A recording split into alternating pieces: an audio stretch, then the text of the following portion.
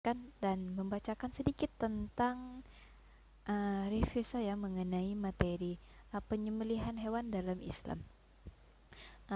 Materinya ini terdiri 4 bab. Yang bab pertama itu akan saya jelaskan, yaitu mengenai perspektif Islam tentang mengonsumsi hewan yang halal. Kemudian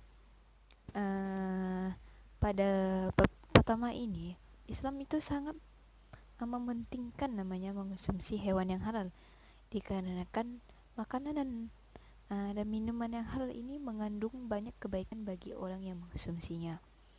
Kemudian dalam Islam juga mengenal adanya hewan yang haram, dan hewan yang haram ini landasannya itu dari Al-Quran surah Al-Ma'idah ayat 3, yaitu hewan-hewannya yang haram ini, yaitu pertama ada bangkai.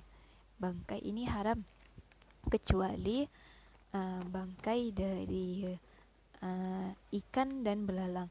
Kemudian ada darah. Darah yang dimaksudnya ini adalah darah yang mengalir, bukan dari hati dan limpa. Kemudian ada babi, entah itu dagingnya, kulitnya, bulunya, tulangnya, semuanya haram untuk dikonsumsi. Kemudian binatang yang disembelih untuk selain Allah. Kemudian Islam juga itu memperhatikan mengonsumsi segala sesuatu dengan hati-hati. Kenapa? Dikarenakan produk yang kita makan biasanya atau sering menggunakan zat yang berbahaya bagi tubuh. Kemudian yang bab kedua yaitu tentang penyembelihan hewan, yaitu syaratnya. Yang pertama yaitu syarat bagi penyembelihan hendaknya orang Islam atau Alkitab. Kemudian binatang yang disembelih haruslah binatang yang halal baik dari zat serta memperolehnya dengan baik. Kemudian alat penyembelihnya itu harus tajam. Kemudian tujuannya itu sendiri mencari ridho Allah SWT.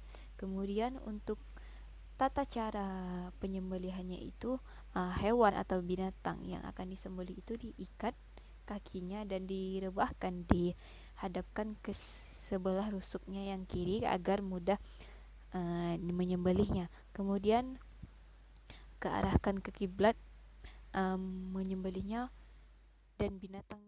Kemudian potong urat nadi dan kerongkongan yang ada di kiri kanan leher sampai putus agar lekas mati. Kemudian membaca bismillah. Binatang yang lehernya panjang, menyembelihnya itu di pangkal leher sebelah atas agar lekas mati.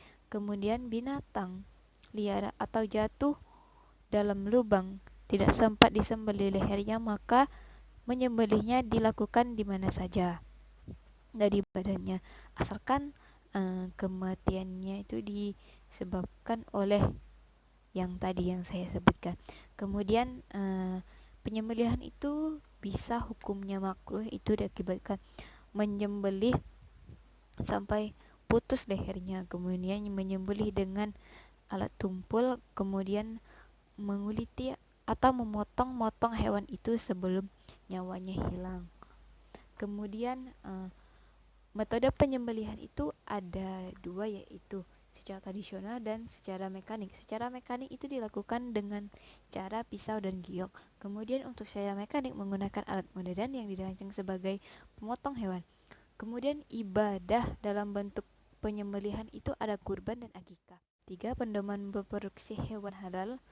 Ketentuannya umum itu untuk perusahaan adalah dapat menjamin bahwa produk yang dihasilkan adalah halal. Kemudian komitmen yang kuat dari perusahaan untuk menghasilkan produk yang halal. Kemudian berproduksi halal industri.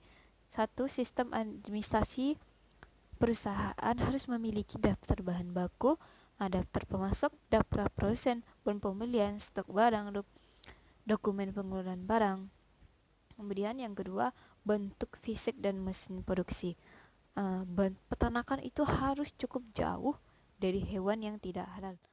4. Yaitu kiat dalam istilah unsur dalam hewan. Pertama yaitu kiat dalam memilih daging halal. Satu, menjauhi membeli daging babi dengan yang lainnya.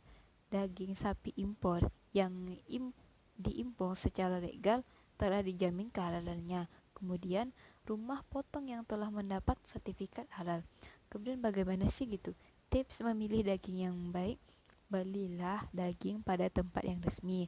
Pastikan tempat penjual tidak menjual daging babi. Kemudian untuk daging ayam, jika membeli karkas, untuk perhatikan lehernya, apakah penyembelihan dilakukan secara sempurna.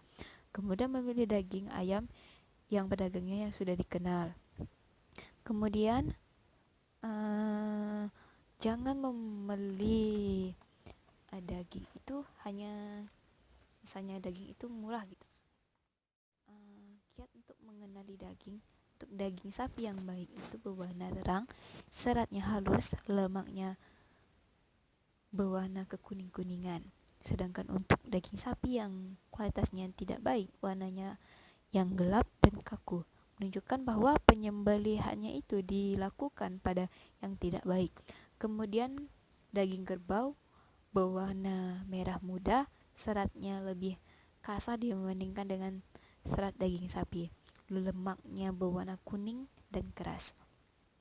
Kemudian untuk daging kambing lebih gelap dibanding dengan daging sapi, dengan serat yang halus, lembut, lemaknya keras, kenyal, dan berwarna putih kekuningan.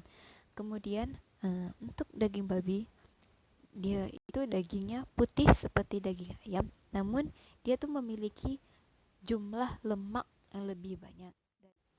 Cara kita mengenal istilah bahan yang haram gitu. Pertama itu ada frog, itu istilahnya dari bahasa Inggris yang artinya daging babi.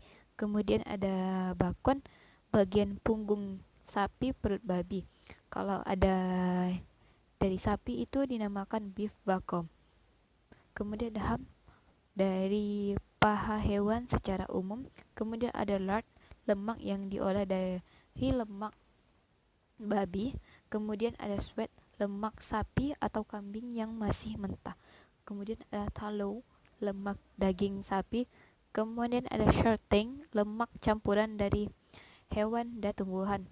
Kemudian gelatin, bahan yang dihasilkan dari pengelolaan jaringan ikat hewan, yaitu berupa tulang dan kulit. Demikian yang dapat sampaikan. Wassalamualaikum warahmatullahi wabarakatuh. Terima kasih.